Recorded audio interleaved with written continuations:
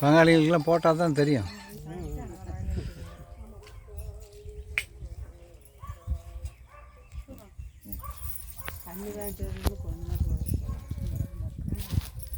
எப்பவுமே நாங்கள் விரதம் தான், நாங்களுமே சாப்பிட மாட்டோம். அதான் இங்கே கும்பிட்டு சாப்பிட்டுக்கலாங்களா, சரி சோறு கொண்டாந்தாங்களே இல்லையே தெரிலன்ட்டு எங்கள் ஊருக்காரங்க தான் செய்கிறாங்க. வேணா நிறைய வாங்கிட்டு வரலான்னு தான் கேட்டோம். இல்லை கொண்டாந்துருங்க, நாங்கள் தொந்தரவு பண்ண சாப்பாடு.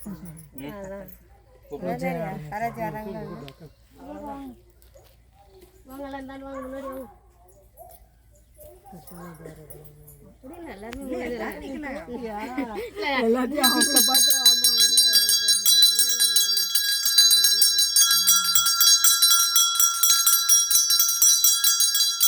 மணி அடிக்கிறதுக்கு ஆள் வந்தால் தான் நடக்கும்.